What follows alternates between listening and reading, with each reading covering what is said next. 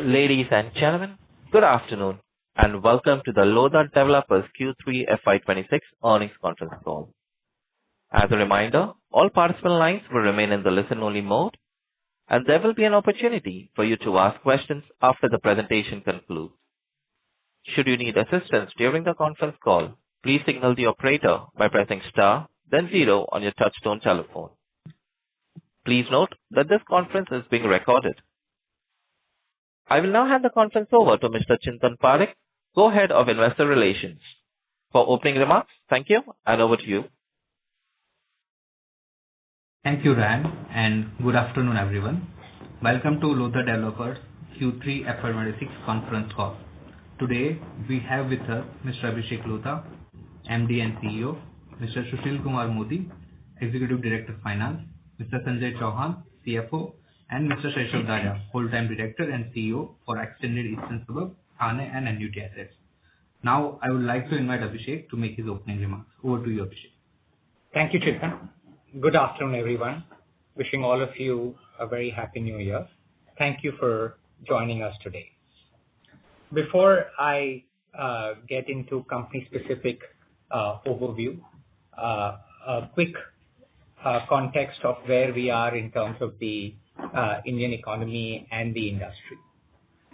Over the last few months, we've seen a clear focus from the Indian government to improve the economic outlook, whether it was the GST cuts or many other measures, including the recently signed trade deal with the EU. The Indian government is focused on ensuring higher levels of economic growth and job creation in our country. This is an important and positive development both for the larger economy as well as, in particular, the real estate sector. This is reflected, of course, in terms of the GDP growth numbers that we've seen from India in the course of the last few quarters, and also the outlook that various important institutions are suggesting for India's GDP growth going forward. A modest area of concern is the fact that inflation is quite low, and therefore nominal GDP growth has been much lower than in previous years. However, we believe that as the overall economic momentum picks up, demand impulses will also strengthen in the economy, and inflation will find a reasonable level going forward. We look forward to the union budget, which will happen this weekend, and are hopeful that there will be further impetus given to India's growth journey. In context of the housing market in India, we continue to see in the markets that we are predominantly operating in, i.e. Mumbai, Pune, and Bangalore, that the demand from end users for good quality product from the top brand continues to remain robust. We see that the economic activity in terms of job creation as well as likely wage growth in this for the upcoming fiscal year is also likely to remain quite strong. Overall, while there are some challenges of being in the fifth year of a growth spurt in the real estate market, we find that the overall outlook continues to remain constructive. Now, coming to the highlights of the quarter from the company's perspective, we achieved our best ever quarterly pre-sales performance in this quarter with 56 billion growing more than 25% year on year. With this, our 9-month pre-sale stands at about 146 billion, which is 70% of our full year guidance, and we remain on track to deliver our pre-sales guidance of 210 billion for the year.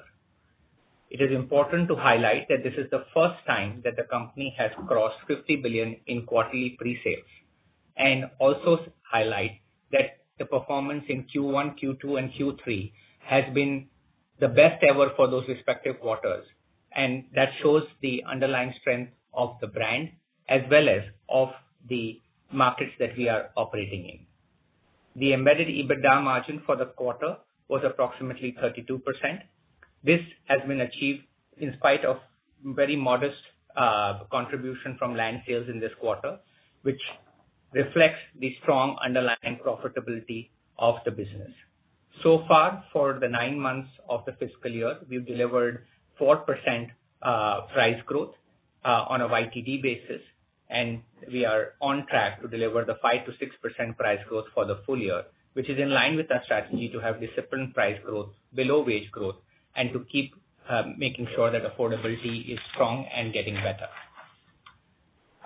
Based on the embedded EBITDA margin, our pro forma PAT for the quarter is approximately 12 billion, and that implies a PAT margin of approximately 21% and a ROE of approximately 20% on a TTM basis, very much in line with our medium-term outlook of approximately 20% ROE. I would like to highlight that this quarter we added about 340 billion worth of GDV through business development of new projects, including 2 projects in our pilot phase in NCR. With this, we are approximately reaching almost 600 billion of GDV added this year, and that gives us significant long-term visibility of growth. Our overall pipeline of projects which we can develop in the next 5 years is now approaching more than 2 lakh crores, and this is in addition to the significant land bank that would be developed post 5 years in Palava and Upper Thane. This gives us not just visibility of where growth will come from and the fact that the growth is visible across the different markets, but it also gives us the ability to significantly improve our cash generation over the next few years, because the incremental land investment that we may need to do may be much more modest. Our performance in this business development suggests and underscores the ongoing consolidation within the sector, not just on the demand side, but also on the supply side. Especially in terms of joint development, landowners today are far more discerning in their choice of partners, prioritizing transparency, integrity, execution capability, and speed of monetization. In spite of this very significant investment in business development land, our net debt stood at about 61.7 billion, which is 0.28 times equity, well below our ceiling of 0.5x. Our average cost of funds for the quarter stood at approximately 7.9%, down 10 bips for the quarter.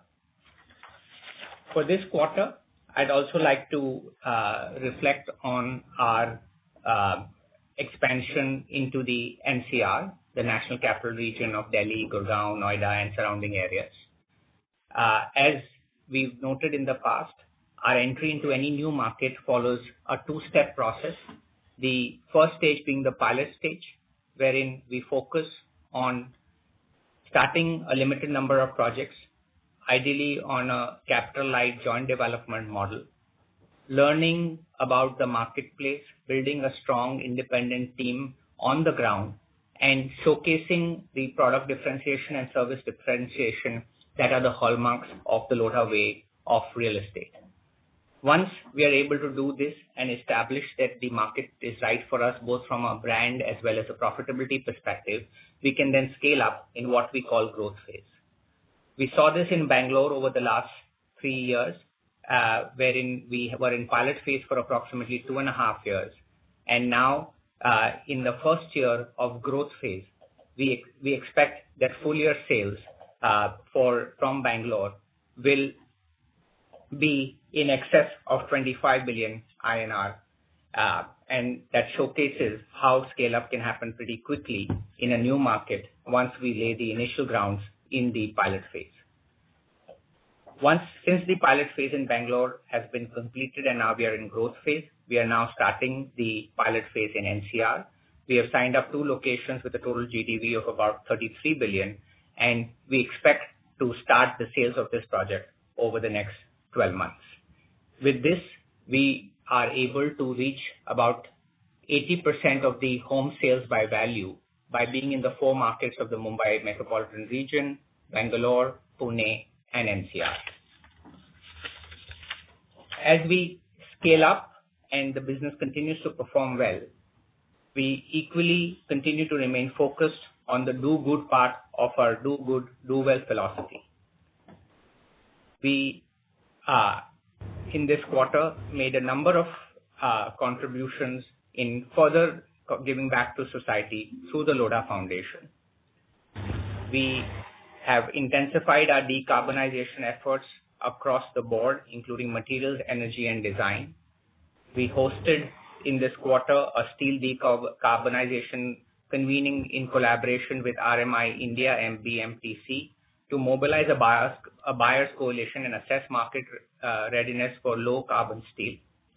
In parallel, we launched a pilot program to evaluate battery energy storage systems aimed at maximizing the efficiency and reliability of our renewable energy power supply. We published a comparative study on embodied carbon across building heights, establishing a critical benchmark to inform low carbon choices in the Indian real estate sector. This quarter, we were once again ranked amongst the top 100 great places to work in the nation, with more than 2,000 companies participating, and this was the highest ranking amongst the real estate companies. Under our Lodha Genius initiative, we launched a new collaboration with ICER in Pune, which again focuses on identifying strong talent, especially around STEM, and grooming them to achieve their fullest potential. For 75 slots, there were more than 2,000 applicants, which showcases the desirability of this program that has been built up over the last 3 years. Through our Unnati program, we continue to partner with the most needy families across the communities that we operate in, and more than 2,000 families currently receive support from under the Unnati program to improve their livelihood.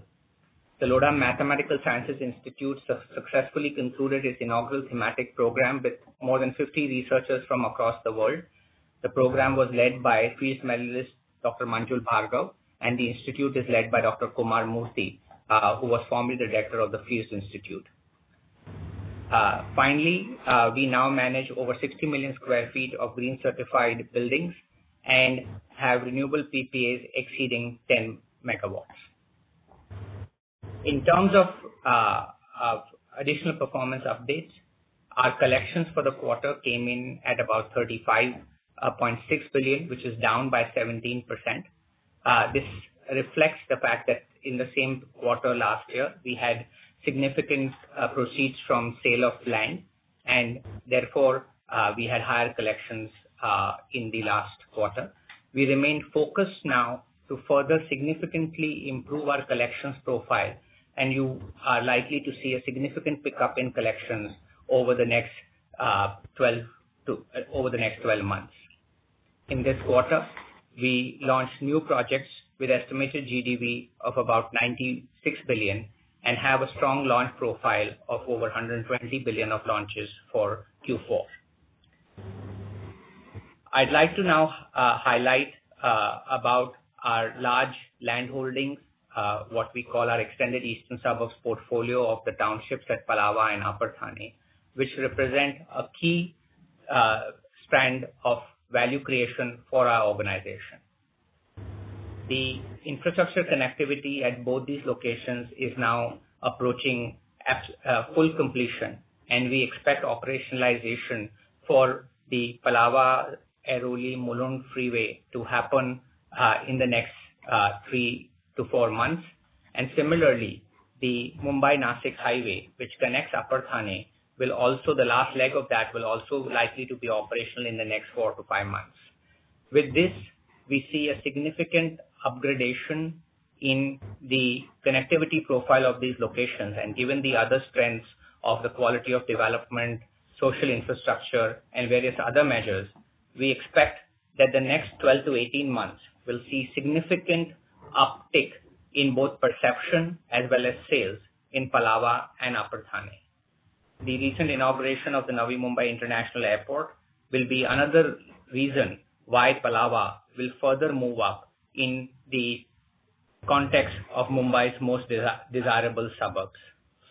The bullet train project, which connects Palava to BKC, is rapidly progressing, and we expect that the connectivity from BKC to Palava, a single stop, will be less than 20 minutes before the end of this decade once the bullet train is operational. In context of these infrastructure upgrades and the large landholding of about 4,000 acres that we hold in these locations, we have been focusing on the residential side on consciously premiumizing the location. We have launched various projects, including landed villas as well as mid-rises and high-rises, which are at a price premium of up to 50% compared to the existing mid-income locations. And we expect this upper mid-income and premium segment to contribute almost 50% of sales in Palava by the end of the decade, compared to about 20% in fiscal 25, which will both lead to expansion in value, but also expansion in the underlying margins. At Palava, we continue to progress in a significant manner on building one of India's largest and most significant data center parks. With almost 400 acres of land and about 3 gigawatts of power earmarked for it,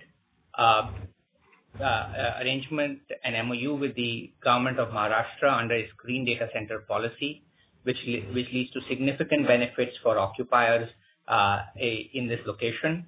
Given the overall demand growth for high quality data centers, especially in the Mumbai region, which is the financial services hub of the country, and also hosts most of the large corporates, we find that demand for data centers is growing and accelerating. We already have 2 anchor customers, Amazon Web Services, AWS, as well as STT, which is a Temasek subsidiary, who are progressing work on their data centers at this location. We expect that we will have additional colo or hyperscaler players sign up for this location over the next in the course of the next 12 to 18 months. Additionally, as part of our strategy, we also expect that we will be starting construction of build-to-suit boxes for end users and have that to generate long-term rental income for our company in the years to come. In terms of the underlying land value, while the last transaction for the data center land happened at about rupees 21 crores per acre, we now expect that land values will move up in a gradual but consistent manner, and over the next 3 odd years, we expect the number to be reaching as high as 50 to 60 crore rupees per acre. My colleague Seshav Dharia will provide a deeper dive into this opportunity later in this call. Coming to our Ladies and gentlemen, we have lost the line of the management. Please stay connected while I reconnect the management. Ladies and gentlemen, we have the management reconnected. Sir, you may proceed.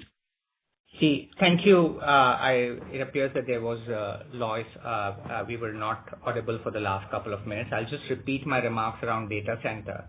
That our 400 acres, approximately 3 gigawatts of power, is rapidly gaining prominence as one of India's most important data center locations. In addition to Amazon Web Services and STT, which is a Temasek subsidiary, we are seeing increasing interest from a number of other colo and hyperscale scalers to set up their parks here, and we expect some firm signings happening in the course of the next few quarters. In terms of land value, while the last transaction happened at about 21 crore rupees per acre, we expect a significant and consistent growth in value, reaching 50 to 60 crore rupees per acre over the next 3 years.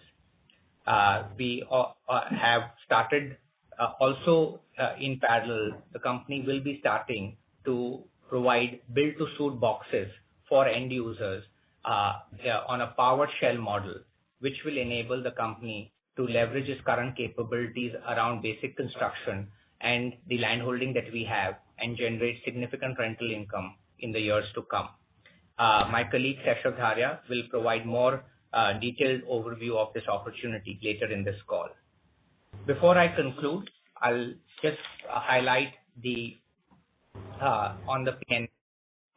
We have since April 2023 been on the percentage completion methodology of revenue recognition, and we expect over the next 12 months that we would have fully transitioned to the percentage completion methodology of revenue recognition. In terms of our performance for this quarter, our revenue from operations came in at about 46.6 billion, which is a growth of approximately 29% year-on-year. This excludes any impact of the lumpy land sales which happened in Q3 of fiscal 25. Our adjusted EBITDA came in at 14.9 billion, which is a growth of approximately 23%. The adjusted EBITDA was approximately 32% for the quarter, and the PAT for the quarter was approximately 9.5 billion. In terms of our guidance for the rest of the fiscal, as I mentioned earlier, we remain on track to achieve our guidance of approximately 210 billion of pre-sales for the full year, with an embedded EBITDA margin of approximately 33%, and therefore an ROE on a pro forma basis of approximately 20%. We've already met and well exceeded our business development targets for the year, and therefore that gives us a lot more bargaining power as we evaluate other opportunities, and also gives us the opportunity to further strengthen our balance sheet in the next few quarters. On net debt, we of course continue to remain very disciplined at about to remain well below our ceiling of 0.5 times net debt to equity, and we are hopeful that we will further moderate this ratio in the coming few quarters. With this, I now hand over to my colleague, Seshav Dharia, Full-time Director and CEO of our Extended Eastern Suburbs business and the annuity assets, to speak about the data center opportunity in greater detail. Thank you. Hi, thanks Abhishek. Can everyone hear me? Yes, please go ahead. Yeah. So I think as Abhishek said, this has become a very significant opportunity for us. We had started work, as we've described earlier, almost 5 years ago, to where we have reached today, where we've earmarked 400 acres of land with approvals already in place, and believe based on all the work and effort we've been able to put in, we have probably the most reliable infrastructure for an AI data center in the country today. Around 3 critical elements. 1, land with approvals. Second is the most reliable power network. Most locations struggle with power or the quality of power. Here, the ability to provide 3 gigawatts of power from 5 different circuits, it's probably the only such location in the country, providing significant reliability, almost at a tier 4 DC level, which is the highest in the world. Thirdly, a critical element of a data center is how do you get sufficient amount of water for the cooling towers, which cannot be portable. We are already in advanced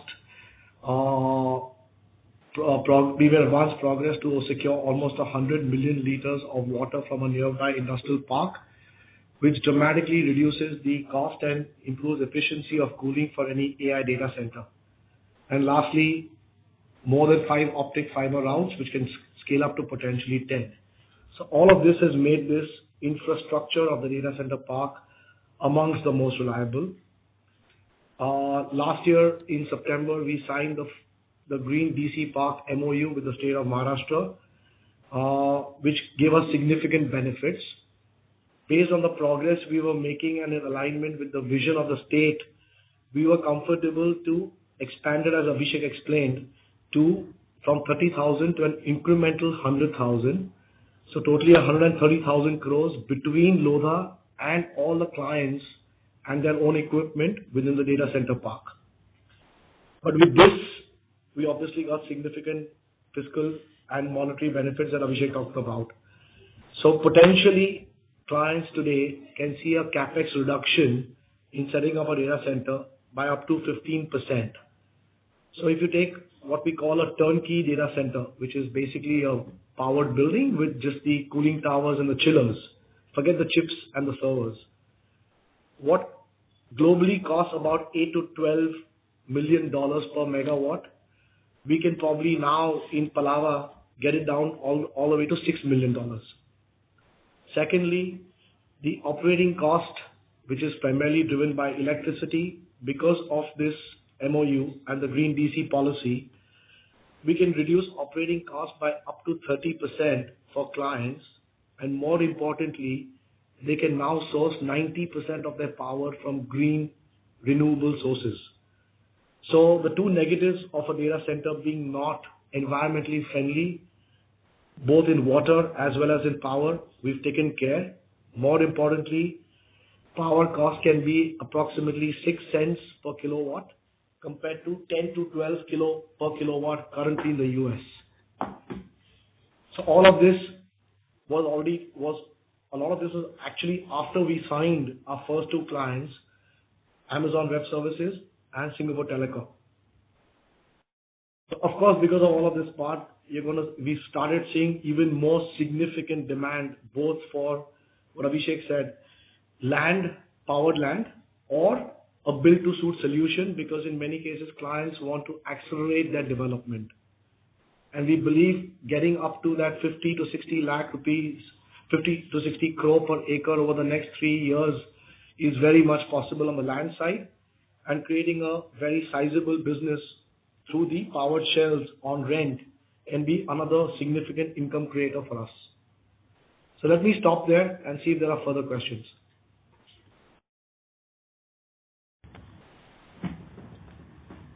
So should we begin with the Q&A session? Yes. Thank you. Ladies and gentlemen, we will now begin the question and answer session.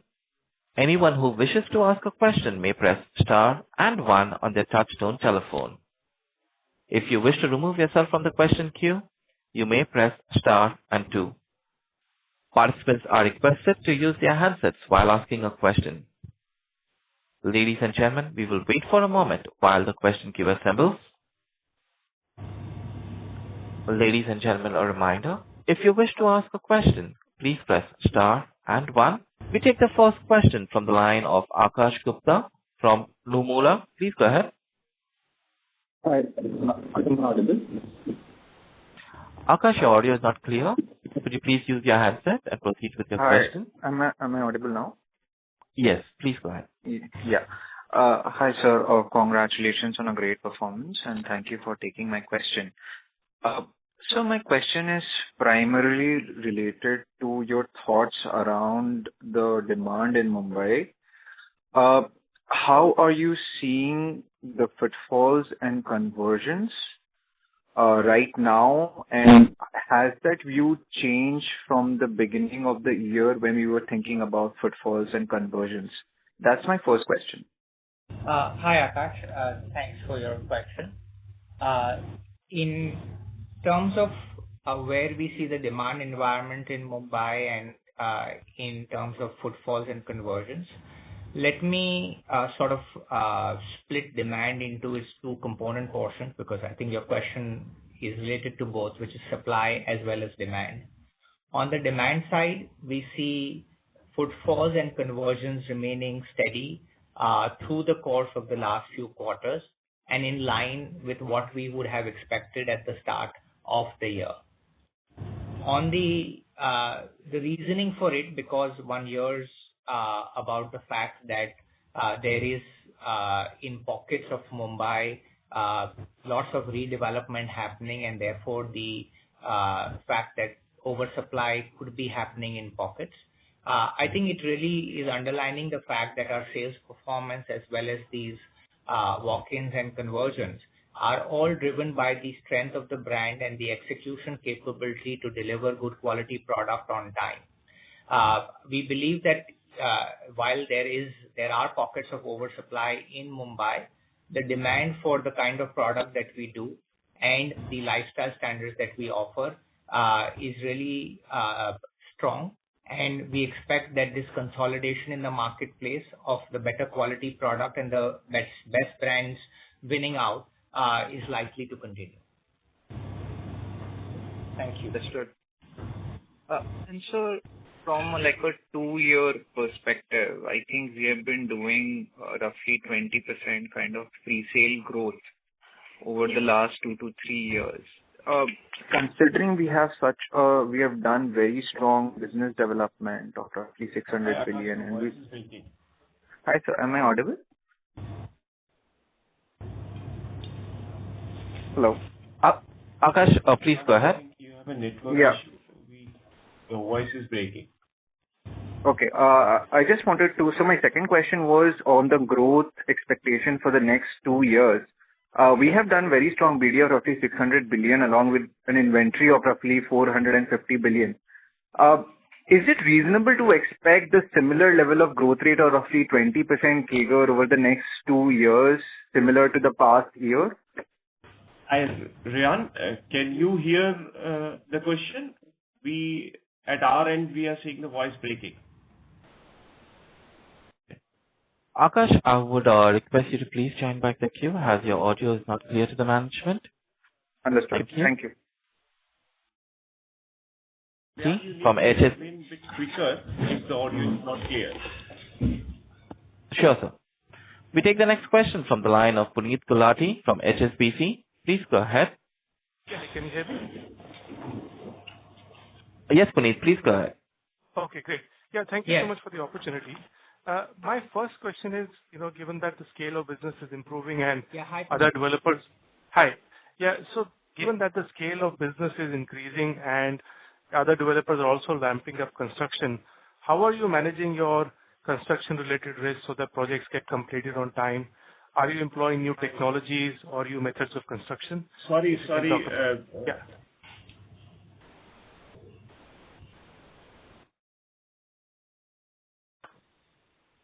Hello? Puneet, I would request you to please stay patient. Ladies and gentlemen, we have lost the line of the management. Please stay connected while I reconnect the management. Thank you. Thank you for your patience, ladies and gentlemen. We have the management reconnected. Puneet, if you could please repeat your question for the management. Yeah, sure. So thank you so much for the opportunity. My first question is if you can talk a bit about, how are you thinking about potential construction-related, issues, given that everybody is ramping up construction and there is noise around slowness in construction activity. What are you doing in terms of technology or any new construction methodologies that you're looking to employ? Hi, Puneet. That's an important question and one which we are very much focused on. While technologies, the use of not just construction technologies but also digital technologies as well as also use of AI are all kinds of things that one does. It really fundamentally goes down to having a base of vendors and contractors who are aligned to support your growth plans because you have good, strong relationships with them and their willingness and ability to pay the labor force the fair wages. On these two areas is where our most of our focus is on, and that enables us to make sure that we are delivering our projects within the timelines as we have specified in our agreement. Sometimes with delay of a few months, but always very close to the timeline stated in the agreement. So we measure our success in terms of the percentage of units which are delivered within 6 months of our agreement stated timeline, and we are able to do a very, very high percentage in that timeline, which really is the end proof of the construction capabilities. Okay, that's helpful. And secondly, in your opening comments, you talked about, increase in collections into next few quarters. Can you talk a bit about what's really changing, which will allow you to increase the pace of collections? Yes, I think the sales momentum for this year, as you note, has been sort of more concentrated in the second half. And as a consequence, the overall collections for the full year will be lower than our initial estimate. Because obviously the collections follows a cycle from when the sales is done. I think the combination of the sales step up this year, but more importantly, the significant focus that we put on construction, starting from on improving our construction efficiency, will drive the pickup in sales. In the last 9 to 12 months, we had a significant impact from the environmental clearance issues, which held up as our collections. With that issue now having been closed and resolved, we are quite focused on making sure that we make up for some of that lost time, and therefore also the collections step up as the construction speeds up. Okay, that's very helpful. Thank you so much. And lastly, on your Palava and Upper Thane, you talked about potential 4,000 acres, of which you now want to allocate 400 acres for data center. Would it be fair to assume the rest is now for residential, or do you also have plans for warehouses and office space there? So, Puneet, we have land which is zoned for multiple uses based on, and we therefore allocate basis the market's demand and the best value use. Currently, the two best value use are residential, including ancillaries. So, residential includes things like retail or healthcare or even office space, which we all sort of see as urbanization, which is residential led. And the second significant use case is data center. So those are the two that we are most focused on.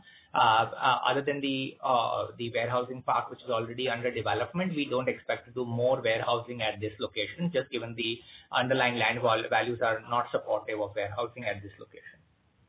That's very interesting. That's very clear. Thank you so much, and all the best. Thank you. Ladies and gentlemen, in the interest of time and fairness to others, we request you to restrict to 2 questions per participant. We take the next question from the line of Kunal Dayal from Bank of America. Please go ahead. Great. Thank you. A couple of questions from me. First one, Abhishek, an often asked question these days has been that, as you're looking at some cool off in, the pace of price increase in the sector, but the land values have probably stayed stubborn. Kunal, are you there?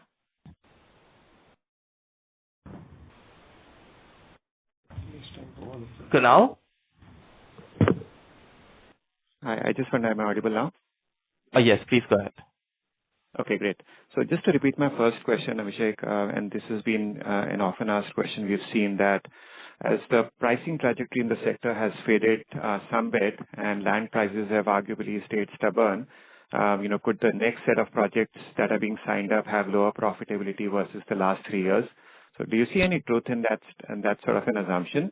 And second associated question is it comfortable to assume that your intended pricing strategy of 4 to 5 years, should continue into the next few years as well?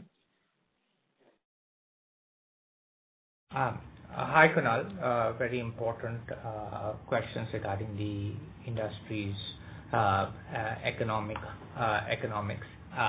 As we've often stated, our focus has been on having modest price growth below wage growth. And therefore, this 5, 6, 7% price growth level that is a deceleration for many other of our peers is really the price growth that we've targeted and have delivered over the last few years. In terms of the value and the profitability of lands, we on the contrary believe that, given the land business development that we've already done and the very disciplined model of underwriting for land that we follow, which is driven by our target return metrics, not driven by trying to aggregate GDV or anything like that. We actually believe that going forward, the land market will turn more favorable to us given our scale, our balance sheet, as well as our ability to command a premium in the marketplace. So obviously, as the market was getting sort of good for everybody in 23 and 24 and part of 25, you had a lot more competition for land. We maintained our discipline. We did what we had to do, but always at the margins that we target. And now, as some of this froth sort of is let off, we'll probably get more opportunity in land. Having said that, our focus will remain on generating higher cash flow and even further strengthening our balance sheet because we, as I mentioned in my remarks, are sitting on very significant available supply, almost 2 lakh crores of GDV available for us to sell in the next 5 years. Got that. Thanks, Abhishek. Thank you. Thank you. We take the next question from the line of Abhinav Sinha from Jefferies. Please go ahead. Abhishek, first question on business development. We have seen a big spurt this year. So how do you plan next year, or are you looking to moderate the pace? Hi, Abhinav. As I alluded in some of my earlier responses, we have front-loaded business development, and that will give us the opportunity to be, more profit-focused when we do newer business development, and hopefully that is, margin enhancing. We also, this other side of the same coin is probably are not going to spend as much money on business development in the next 24 months as we've done in the last 24 months. And therefore, hopefully we are further strengthening our balance sheet over this period. Okay. Secondly, question to Sesha. Sesha, on the data center side, so when you're talking about PowerShell or turnkey, will you wait for a client signing before you start work here, or we are looking to start work immediately? And what is the costing going to look like? Yeah. No, thanks. I think we would basically be looking at discussion with clients, because ultimately the specifications are quite specific to a client. So we would be pursuing that route before we start as we are doing the build to suits. Second is on the costing. Again, it's very client dependent. But what's I think important is India in general is competitive on the capital side, but with the MOU signed and the benefits, the ability is to ensure that the overall cost reduction comes down by 15%. So as I said, a turnkey today with the benefits can come down to maybe $6 million per megawatt, which is much lower than what used to be our global standards of $8 to $12 million per megawatt. And if I may just add to that, yeah. Our model is focused on building the PowerShells on a PTS basis, and the cost for the PowerShell will approximately be at about $3 million per megawatt, including the land value. Okay, that's very helpful. And maybe Abhinav, I would request you to please join back the queue for follow-up questions. Okay, thank you. Thank you. We take the next question from the line of Murtuza Arsiwala from Kotak Mahindra. Please go ahead. Yeah. Hi, Abhishek. Thanks for taking my question. Just two questions on my side. The base year, which is FY25, had a lot of land sales that also bumped up the collections. We've not seen the same kind of traction, at least in the 9 months, on land sales. Is there anything that could be in the offering in the fourth quarter, or maybe this is not the year which you have that bumper land sales? Also, on the collections, the drop, is it largely attributable to, the base quarter having a lot of land sales? Or is there some moderation in execution this quarter because of which maybe milestones were not reached? Anything to read on that in that direction? Or it is just, we're comparing the year-on-year where there was a lot of land collections and this year there's just not? Hi, Murtuza. In terms of, whether we'll have significant land sales in this quarter or not, very difficult for us to forecast that. There are ongoing transactions and discussions in relation to land sales, but when they will fructify, we'll only know when it happens. So maybe this quarter, maybe next quarter, unknown. In terms of the causes why the Q3 collections on a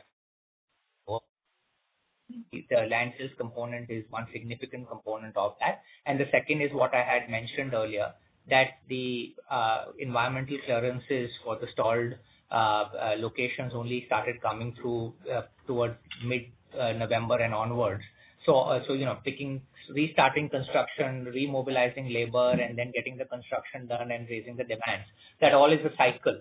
So we lost on a few locations on account of that. Yeah. But that's behind us now, so it's fine. Just as a follow-up, there is a remark in your presentation on the OCF guidance. Is there still a chance that you could meet it, or you think you'd probably be more around the 70 billion mark as opposed to the 77 previously? Could you play catch up in fourth quarter or? Murtuza, at this time, we think that it is the 70 billion that we are working to. We, like I mentioned, some of the delays on account of the environmental clearance and some other factors have pushed things out by 4 to 6 months. So that has some impact on the OCF generation. So we will probably be at that 70 billion plus minus 5% number, not the 77 billion. Sure. Thanks so much. Okay. Thank you. We take the next question from the line of Pritesh Sheth from Axis Capital. Please go ahead. Yeah, a couple of questions. So first one on, how you read this quarter's performance, because most of the sales came from, I would say, a couple of projects concentrated in one market, which is not generally how we obviously operate. It's more driven by sustenance and regular sales across markets. So first one on that, and second on the business development side, while we had a good year, but again, most of the projects are concentrated in South Central. Was it just a conscious effort to build that pipeline, or we are probably looking directionally towards where demand is more stronger and hence focusing on those markets? So your thoughts on that, yeah. Hi, Pritesh. In terms of our sales mix, we, as I've mentioned in previous calls, we look at two metrics: the sales coming from our non-launch weekly sales, and then, of course, those coming from launches. Our non-launch weekly sales at about 3 billion per week were quite consistent throughout the quarter, except for the last 10 days where, because of Christmas, things slowed down.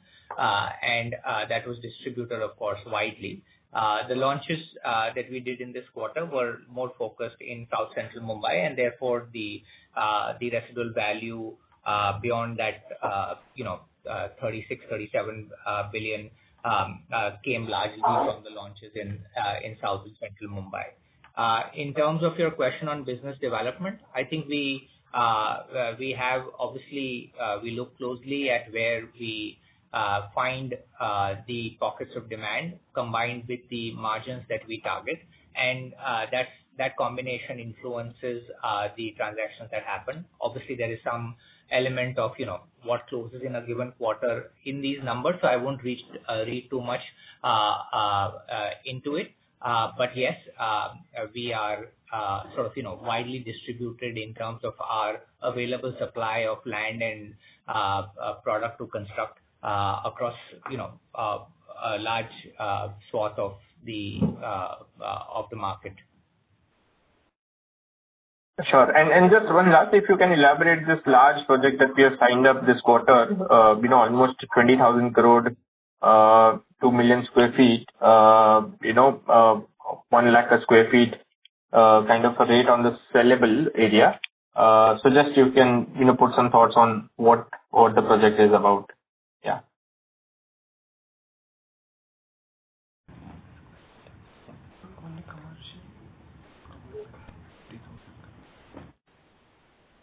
Yeah. So Pradesh, I think there is some misunderstanding in terms of your assessment of the value being 1 lakh rupees a square foot on saleable. It is over the life cycle 1 lakh rupees a square foot on carpet area, not on saleable.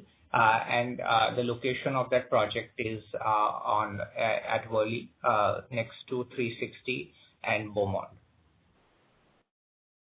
Sure. In presentation, it was mentioned 2 million square feet sellable area in 21,000 crores. So that's where, no, got it. I'll get that clarification separately. Thank you. Thank you. We take the next question from the line of Parikshit Kandpal from HDFC Securities. Please go ahead. Yeah, hi, Abhishek. Congratulations on a decent quarter. So my question is, are you seeing any signs of elongation in the sales cycle? I mean, you did mention that footfalls continue to remain consistent. So any color on whether the clients are taking some more time to decide closure or the pace continues to remain same? Hi, Parikshit. The answer, I think the similar question was asked in a different mode. So far we've seen that conversion rates, which is really a different way of measuring the duration to convert, have remained pretty steady. So we haven't yet seen that there is any downward pressure on that. Okay. And the second one is on the embedded margin. So we have seen a substantial jump in commodity prices of late. So any color on your historical embedded margins? Do you see any pressure on cost side, which may result in margin contraction as these projects come for revenue recognition? So far, the increase in commodity prices, and we publish the data pretty regularly about the overall construction cost base that we have. The increase is primarily around copper and silver, have very little impact. We have very little sensitivity to those two categories in our overall construction cost. Probably less than 1% of our construction cost is exposed to both of those elements. So while we the key commodities that we are sort of our costs are driven by, including steel and cement, have been quite reasonable. So we haven't yet seen any reason to worry that our construction cost estimates will overshoot our what we budgeted. We in fact have significant contingencies in our budget, and more often than not end up having some of that contingency left over, which is margin positive. But at this stage, no, nothing that is causing us to worry about a pressure on our budgeted costs. Sure. Thank you. Those were my questions, and wish you all the best. Thank you. We take the next question from the line of Parvez Qazi from Nuvama. Please go ahead. Hi, good afternoon. Thanks for taking my question.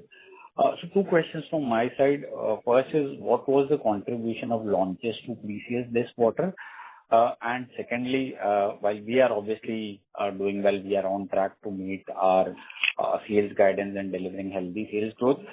At the industry level, we have seen a weakness in volumes over the last year. So just wanted to get your thoughts on it and what is the way around it. Thank you. So, thank you for that question. Our contribution from new launches for 9 months is at about 1/3, about 33%. We tend to be in that range of about 30 to 35%. This quarter was higher, but for the 9-month period, it is at about around 33%.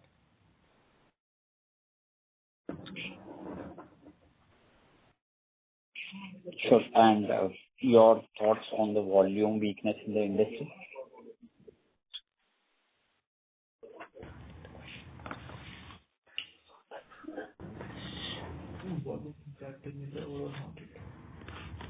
Sorry, Parvez, I'm not able to follow that question. May I request you to please repeat that? Over the last year, we have seen weakness in sales volume at the industry level. I mean, whether we look in terms of number of houses sold or volumes in terms of million square feet getting sold. I mean, while we are obviously continuing to do well, but I mean, in our main markets of Mumbai and Pune, now volumes have been declining for last 2 odd years. So just wanted to get your views on it. I mean, what, as an industry, what is the way around it? Very difficult for me to sort of, have a response in terms of what is happening and what are the lead causes of the, and I have not studied what the causes of the decline in volume at the industry level. For us, volumes are up about 24% in square feet terms for the first 9 months. Hence, my sense is that it's the two forces which I think have been often talked about. One very clearly is that the market is moving towards the best placed players because consumers who are buying want the assurance of getting a high quality product and from the best brands. I think the other side is that at the very bottom end of the market, homes below 75 lakhs, I think there has been a decline in both supply as well as in sales in that sort of entry level affordable housing segment. So I think again from a square, and that used to be a big driver of volumes, not of value, which is the reason why you're seeing that value is continuing to move up, but volumes are have moderated at an industry level. Because we have consciously, sort of moved away from that segment over the last 2 to 3 years, we haven't seen the impact of that, but there is definitely moderation in that segment. Thank you. Thank you. We take the next question from the line of Gaurav Khandelwal from JP Morgan. Please go ahead. Hi, good afternoon, gents. I just wanted to understand the expenditures on construction this quarter. So we are at 8.6 billion of construction spends, which is the lowest in last 7 quarters, if I'm not wrong. And my understanding was that some quarters of last calendar year, we were stuck with environmental issues, which is behind us now. So ideally, construction expenses should have moved up in quarter ending December, whereas the number actually came down. So can I just understand this better? Thank you.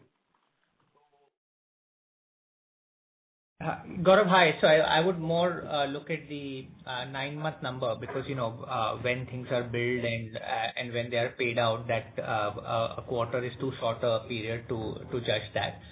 We definitely are looking, we're about just under 30 billion of spend on construction for the 9 months, which is below our desired level. And we do expect to push that up, as I mentioned in my earlier remarks, over the next few quarters, both the quarterly run rate as well as an equivalent 9-month period, which in turn will have a significant improvement for us also in terms of collections.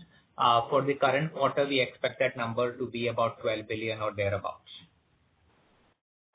Got it. Thank you. But is it fair to assume that the construction momentum has increased since last quarter, as in third quarter onwards? The construction momentum has started moving up from November end onwards as these environmental issues got debottlenecked. Got it. Thank you. Those were all my questions. Thank you. Thank you. Ladies and gentlemen, with that, we conclude the question and answer session. I now hand the conference over to Mr. Ayush Raghuvanshi, Co-Head of Investor Relations, for closing comments. Thank you everyone for joining the call. I hope we've been able to answer all your questions. If you have any further questions or need any information, you may connect with the Investor Relations team. Once again, thank you all for joining the call today. Thank you. On behalf of Lodha Developers, that concludes this conference call. Thank you for joining us, and you may now disconnect your line.